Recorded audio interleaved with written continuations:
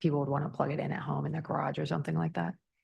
Yeah, that's actually, I really like that idea. We do work with both SUG&E and San Diego Community Power on a couple of their solar programs just to kind of stay involved, but I think we should have another discussion kind of more focused on how they can support maybe the EV rebate program. Thank you. Yes. Hi, Nathan Schmidt, City of Carlsbad. Just a few quick, maybe clarifying questions. So on the eligible applicants, is it both of those criteria? Do they have to be within the annual income and live within a disadvantaged community? Is it both of those, or is it or? It's so it's the annual household income is the eligibility criteria. And when we were previously referring to the definition of low income and disadvantaged communities, that was based on federal funding we thought could maybe apply to fund this program. That's no longer the case. So we realized that to make it even more simplified and streamlined, income will cover all of those populations. Okay. Thank you for that. And is there any opportunity for like for example, in Carlsbad, we have employers that contact us for helping them with setting up like a carpool program where they would like to purchase EV vehicles that, maybe they would be serving disadvantaged communities, taking their workforce and getting them into Carlsbad. Are there any opportunities within that area with this program? Not that I know of at the moment, but I think that's something that we can explore. Yeah, thank you. Okay. Additional questions or comments? I have a quick question. How do we, if we go back to the slide where it says regional coordination, how do we assure residents that live in those specific areas know about the program? So that'll be part of our targeted marketing, education, outreach, and technical assistance effort, I think is what we're calling it now in our implementation plan. So it's a pretty comprehensive look at how to reach the audiences that this program is meant to serve. I don't know if we have some clearly defined mechanisms yet. One thing that we're kind of piloting and running through the first time on another project is working directly with CBOs in a contracted agreement to leverage their expertise to reach the communities that they serve. Great, thank you so much. Yes. I might be opening up Pandora's box with this question, but currently with new developments, there is a small percentage, a requirement, I think, to provide EV parking. And I'm sure this is probably like a state thing or whatever, but trying to work on having that requirement increased to where more of the majority of gas vehicles as well, but having that flexibility, and so that it's that whole thing, what comes first, the chicken or the egg? And they're trying to sell these cars, but they don't have enough charging stations, and they have clusters of like parking lots where when people are more traveling, but just also what about just when they're at work or at home or something like that. So I'm just wondering if we need to start focusing on having that requirement out there of having more EV parking with new developments. Yeah, that's a great point. I am well acquainted with the Calgreen code for the EV section. So I believe that may be updated in the near future. I'd have to check again, but it's something that I'll consider and maybe even bring back. Yeah, like how can we be more of an advocate in that space? Thank you. Any additional comments or questions? Yes. I was just kind of going to note that like a multi-prong approach for the marketing and the outreach, I think would be beneficial. Having worked at a local municipality and like working through CBO, they're great, but they're also very limited sometimes in staffing resources and ability to outreach to everybody in the community. So I think a multi-prong approach when you're looking at marketing and outreach is a great way to ensure success. Thank you. Noted. Any additional comments or questions? I would like to thank you for your work. Thanks Sandag staff for continuing to lead on this effort. We understand, taking a step back, that a lot of the incentives, whether they're federal or state incentives for EVs, go overwhelmingly to individuals with more wealth. that tend to live in certain neighborhoods. So I really appreciate the program that is intended to make sure that everybody benefits from this, including our folks in rural East County and within our individual city propers. So thank you so much. Thank you. So this is a discussion item only. Moving on to item number 6, we will hear an update from Sandag's Associate Engineer, Andrew Camacho and Chen Ryans on the Claremont Complete Corridor Study.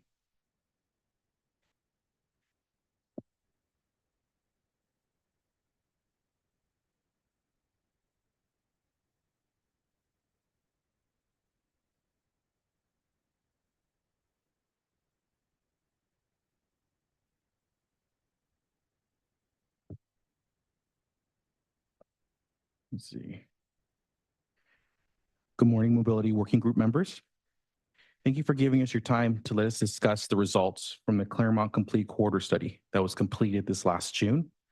My name is Andrew Camacho. I'm an associate engineer here at Sandag and was the project manager on this project, as well as let me introduce Andrew Prescott. He was the consultant project manager with Chen Ryan, and they worked really hard on the study.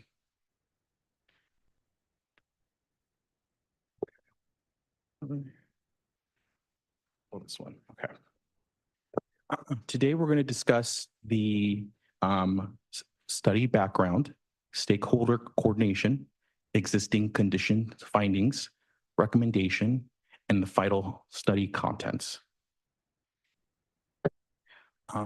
This map displays the study area, which includes Claremont Drive from Mission Bay Drive to Denver Street, and Marina Boulevard from Gessner Street to Linda Vista Road. The study aims to improve regional connectivity and access to Mission Bay Park and the Midcoast trolley stations at Claremont Drive and Tecolote Road, better connecting the community to the UTC to the north and Old Town, downtown, and further destinations to the south. The purpose of the Claremont Complete Corridor Study is to document study area transportation issues, identify improvements for pedestrians, bicyclists, transit users, and drivers, also identify multimodal improvements by documenting the planning process, range of options considered, and providing conceptual designs and cost estimates. And finally, support future grant applications to secure implementation funding. Here's the project timeline, kicking off in late 2022, followed by our initial series of outreach to community planning groups in May 2023, and completion of the existing conditions report in July 2023. Solution development was initiated in September 2023, along with a second series of community planning group outreach. In October 2023, we analyzed the performance of project alternatives to inform the selection of recommendations to advance towards conceptual design in January 2024. Cost estimates and supporting implementation confirmation was prepared in March, followed by finalizing the Claremont Complete Corridor Study in June. The effort was supported by the formation of an agency coordination team comprised of representatives from Sandag, Caltrans, MTS, and the City of San Diego. These agencies met as a group 7 times over the course of the project, as well as separate individual meetings, providing input on approaches, sharing ideas and data, and reviewing deliverables. Additionally, we presented to community planning groups during the existing conditions phase to learn about perceived transportation issues and community needs, and during the recommendation development phase to share concepts being considered and evaluated. And now I'll let Andrew here speak to the existing condition findings. Thank you. So our existing conditions assessment was informed by data collection and analysis, a literature review of previously prepared studies and planning for separated bicycle facilities on both corridors due to the relatively higher posted traffic speeds as well as the traffic volumes. Also the need for enhanced multimodal access to both of the trolley stations at Tecolote Road and Claremont Drive. We noted several gaps in the existing sidewalk network, as well as curb ramp deficiencies that are really barriers to pedestrian mobility throughout and safety along Claremont Drive, particularly at the I-5 southbound ramps. So our approach to recommendations really revolved around 2 key design decisions. For Claremont Drive, that was to first determine the appropriate traffic control or intersection control at the I-5 southbound ramps in Claremont Drive.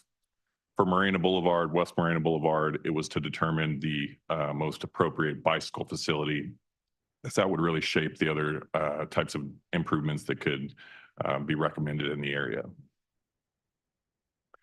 So for Claremont Drive, our recommendation was to add a roundabout at the intersection of Mission Bay Drive and Claremont Drive. And this would improve operations for all travel modes. This would be complemented by squaring up or making the I-5 southbound on and off ramps more perpendicular with Claremont Drive. And the intent of that is to really facilitate slower vehicle speeds as they transition between the freeway and Claremont Drive itself. This gives us the opportunity for additional pedestrian and bicycle crossing enhancements at the intersection with the off-ramp and Mission Bay Drive. And these really complement the one-way cycle track or separated bike lane that's recommended along both sides of Claremont Drive. And for Marina Boulevard, West Marina Boulevard, the bicycle facility that was selected is a two-way cycle track along the west side of Marina Boulevard. And this really takes advantage of the rail corridor and the relatively few intersections and driveways present along that side of the road. So that results in a facility that's largely separated and from vehicles and very few conflicts between vehicles and cyclists. This is further complemented by signalized intersection improvements, including bicycle signal detection, lead bicycle intervals, bicycle phasing, as well as staging areas to help cyclists transition between the facility and the adjacent streets. One additional recommendation was to help improve access to the Tecolote Road station, and this builds off of the planned Knoxville Street extension. So this would include a signalized crossing for pedestrians and bicyclists at the vehicle where the vehicle intersection is as well, and that'll help access people from going to and from the trolley station to destinations and origins north of Tecolote Road Station. The final deliverable for the Claremont Complete Corridor Study documents the study process and incorporates project deliverables with sections dedicated to existing issues, concept development and analysis, recommendations, conceptual designs, cost estimates, and implementation considerations. Next steps include obtaining implementation funding, developing a project initiation document, preparing the environmental document, and continuing interagency coordination and public engagement throughout all future phases. Thank you so much for your time. Thank you. Do we have any comments from the members of the public? Thank you, Chair. I do have one public member with their hand raised, and this is for agenda item 6, the original draw. Please go ahead. Yes, thanks. I'm just wondering like how many people you actually have that are wanting to ride their bikes, if it's something that is, cost effective as far as, most people are tending to drive a vehicle. And so I'm just wondering, because we spend a lot of time basically putting in bike lanes and taking away lanes from cars to be able to use, which in that it actually slows down and causes more traffic when people are trying to get somewhere. But there's not a massive number of people who are, at this point, wanting to or actually riding bikes. And I guess, part of that could be if there's not connections, but at the same time, it's a lot of money that is being spent it's almost like you're trying to encourage it. Because the idea too, in your past item, talking about electric vehicles, it's even been said, even if we get people in electric vehicles, we have to stop them from driving and so much and using all the vehicle miles traveled. So this is a way to do that by, kind of forcing people's hand into a different way of transportation. But I'm just wondering, we'll spend millions, if not billions of dollars on bike lanes, that people aren't using. So is there, when you're talking to these community planning groups, are there, a lot of people that are telling you that they want to have everybody bike? Or is this just something like if you build it, they will come kind of a thing? Also because it's like a lot of the plan is to make it to de-incentivize driving, and you do that by taking away lanes, taking away parking spots, slowing speeds down, just really making it difficult to get people to go around. So I'm just wondering if you could answer whether or not there is a, large amount of people that are actually going to be using these facilities when they're being made. Or are they going to be sat empty like a lot of the transit is? And your time expired, and that concludes the public comments on item 6. Thank you. Do we have any committee member comments or questions? Yes, Mr. Galloway. Thank you, Tate Galloway, Deputy Director of the City Planning Department for the City of San Diego. I just want to certainly thank Sandag staff for this great work. We really appreciate it. And also just to mention that the bike lanes do play an important part in terms of our implementation of our climate action plan, in terms of overall reduction in vehicle miles traveled, and the work that Sandag is doing along with local jurisdictions to implement these bike and multi-use paths are a critical and important effort, especially as it ties into our regional transit investments. And also improving safety on the freeway interchanges with with Mission Bay Park. It's a major destination both for residents as well as visitors to our region, and for them to be able to use the trolley and get access and being able to travel across I-5 to the park is an important aspect. So I really want to acknowledge that work that was done, and it was a collaborative multi-team effort with Caltrans, San Diego, and the City of San Diego. So I greatly appreciate that. I do have a question, especially since the speaker had mentioned it, and just to confirm that the multi-use bike path and something that we also identified, as you had mentioned, in a specific plan, and this does further help refine that concept into the next phase, enable to us to go get capital funds for this. That does not remove the 4 travel lanes that are existing on Moreno Boulevard. Is that correct? Yes, that's correct. The bicycle facility can be implemented by narrowing or a lane diet, just reducing the width of the travel lane and the median, still able to retain all 4 travel lanes as well as the left turn access. Great, I appreciate it. Thank you. And just a final question, when would you or anticipate, or just a little bit of in terms of eligibility for next steps for implementation, if there's been any consideration of that? No, we haven't got that far yet. We're working with, this is being led by the planning department. So I'm working with them on next steps on that. On the mobility, I think it's mobility department for the City of San Diego. Yes, my apologies. Yes. Thank you. That concludes my questions. Thank you. Thank you. Additional questions or comments? I would like to again thank staff for all your hard work, especially in collaboration with community planning groups. It's critical to engage the active community to move these projects forward. Big shout out to the City of San Diego, community planning groups, Linda Vista, Claremont Mesa, and Mission Bay Park. Thank you. So this was an informational item only. Moving on to, a discussion item. Moving on to item number 7. We will hear from Sandag's Associate Regional Planner, Ruby Morales, and Tim Garrett on the coordinated plan efforts.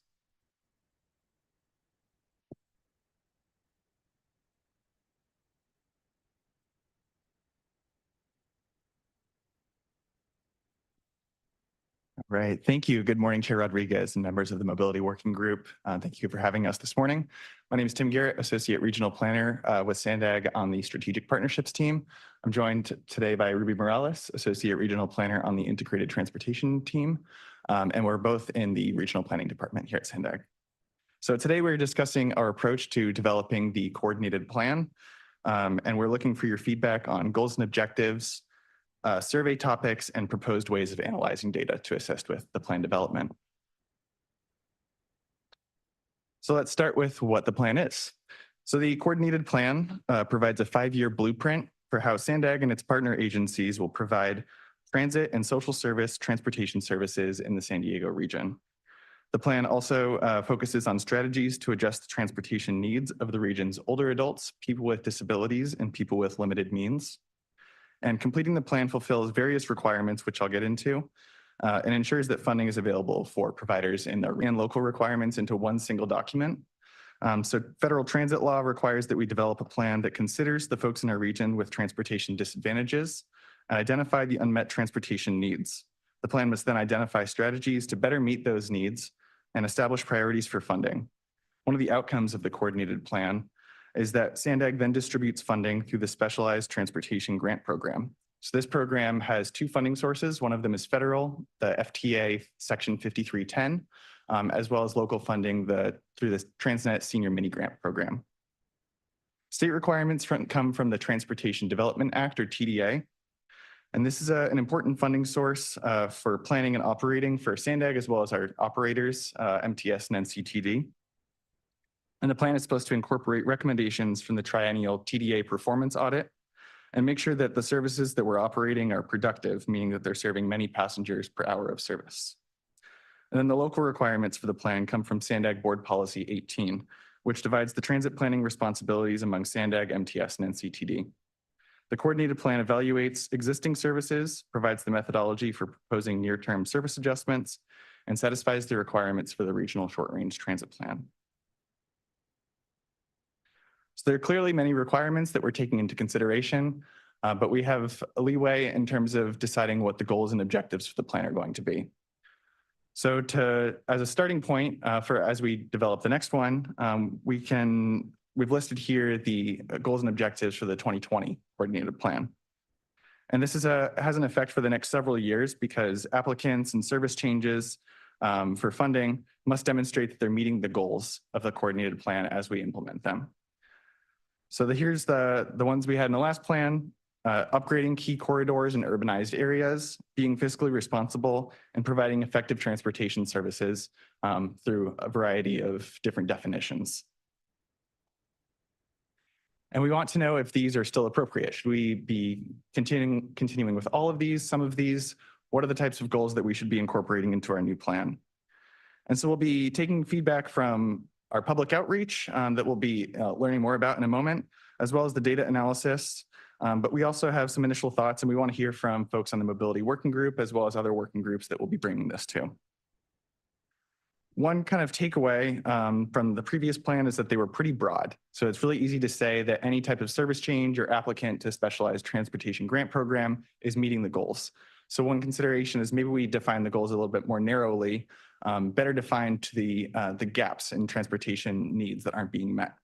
So the idea, if we have narrower goals, then the implementation measures will be narrower. They'll be a bit more focused on providing needs where they're most needed. Maintaining a focus on accountability and efficiency would likely be appropriate for certain services, but maybe there's different standards for services that we expect are going to be less efficient, less productive. And those might be, services operated in rural areas or suburban areas, as well as services for folks with greater transportation access needs. We also want to add in a consideration of equity, making sure that people in need have access to transportation that suits them, and also so that higher ridership services receive an appropriate level of investment in service quality. And so we'll continue with the presentation, but we'd love to hear feedback at the end of the presentation on goals and objectives that you think would be appropriate. Next, we're going to go over to Ruby to discuss the outreach plans for the project. Thank you, Tim. So for outreach, a main component of our outreach will be our survey. So the last coordinated plan had a questionnaire, and that was able to speak to the different themes of transportation needs. But we want the data this time to be a little bit more statistically significant. So we will be working with a consultant to develop a sampling plan that will consist of random and convenient samples. So people will be able to take the survey if they choose to, but we will also be distributing the survey randomly. And so using this random approach, it means we'll be able to get responses from all areas of the region. And some of the topics the survey will focus on are the transportation needs of older adults, people with disabilities. We want to know where these trips are originating, the purpose of the trips, the frequency, as well as the eligibility and availability of transportation services by time and location. So are these services limited by geographic location or service hours? And of course, we'll be looking to determine the effectiveness and of the existing transportation services as well. In terms of data sources, these are our proposed sources. So we will be taking a look at the results of the survey. We'll also be looking at using existing SANDAG data. So that's estimates and forecast data, employment centers, traffic safety data. We have also requested MTS and NCTD data for their transit networks and performance. And we can also pull additional demographic data from the US Census and American Community Survey. So we're also looking for your feedback if you think we should also be looking at different data sources, but our proposed data analysis is to map the current and forecasted demographic data along with the service areas. So mapping this data will help us really paint a picture. So for example, if it's forecasted that we'll have a larger older population in the future, we want to be able to see like where the gaps are in the service areas. So we can identify strategies to fill those gaps and needs.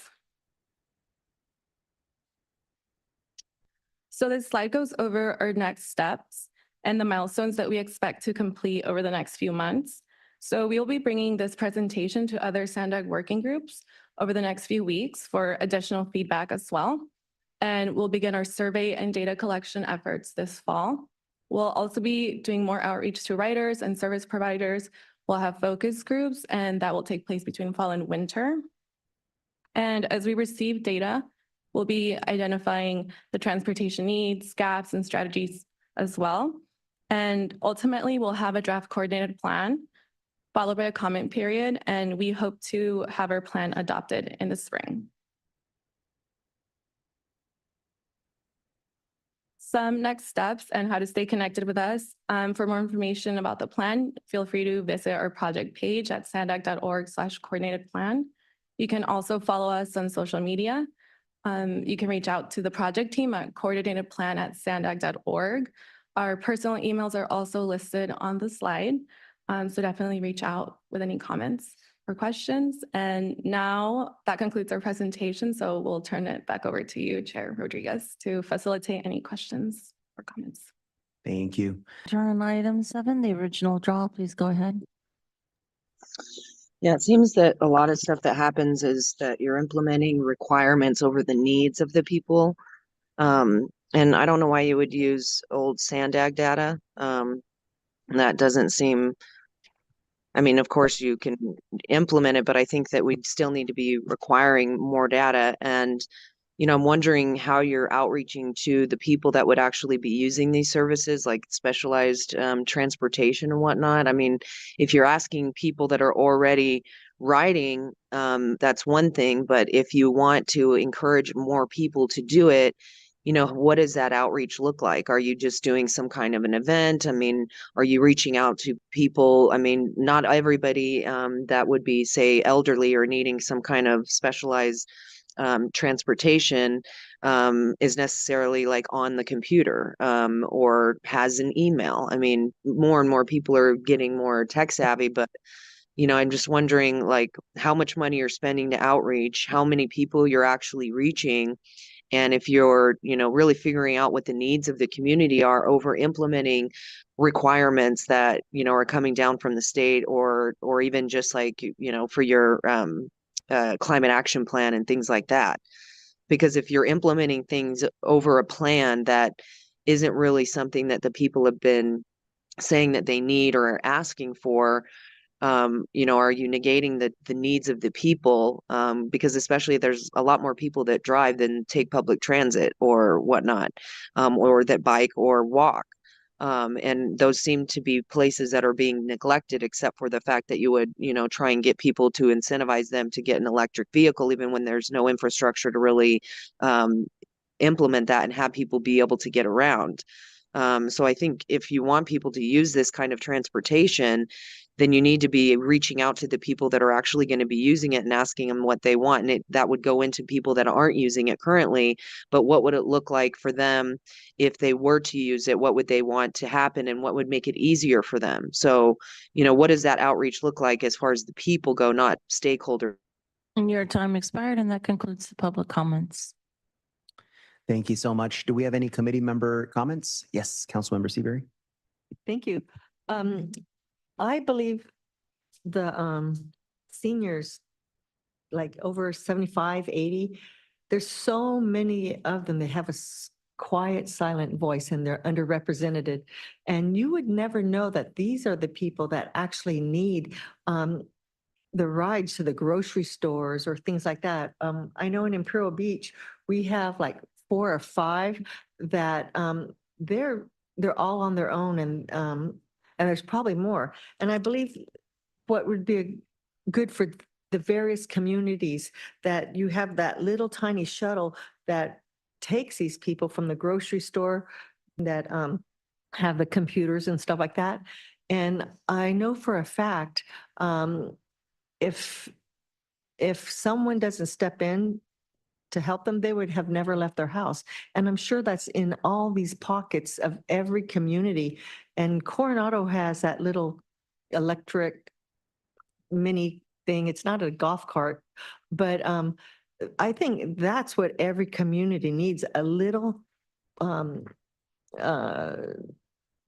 piece of transportation to be aware of these older people. And how are you going to get all these older people on a list, because unless you go door to door, we just so happen to know of these people from the sheriff's department has a program called Yana, You Are Not Alone. And these are older women that have nobody. And when the sheriff comes to visit them once a week, if they didn't go to visit them, they would have never seen anyone that whole week. So we need to find out where these pockets of these older people that have no family left to help them get this kind of transportation to take them to the grocery store. Because if they don't have that, they're walking and tripping and or they just go without. So I think this would be a great program to let's search out our older seniors because there's a need out there and I've seen it. But thank you. And I love what you guys are doing and to not only do for the handicap because they need it as well, but the older people could use your help. Thank you. Thank you, council member. Yes, Ms. Connor.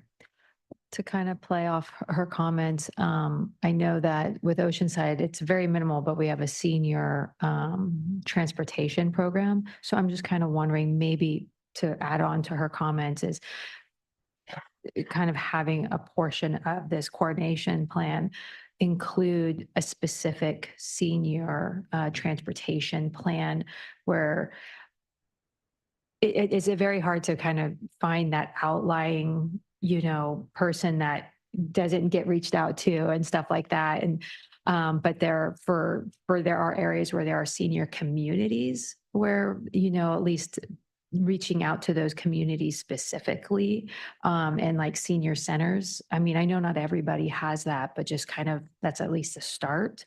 And then reaching out to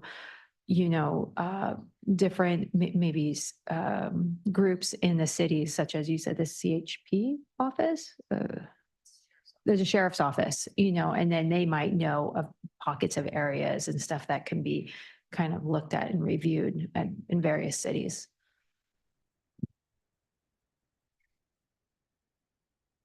Thank you. Any additional comments or questions? Yes.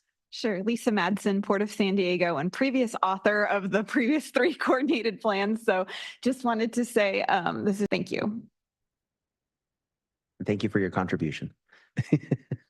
Additional questions or comments?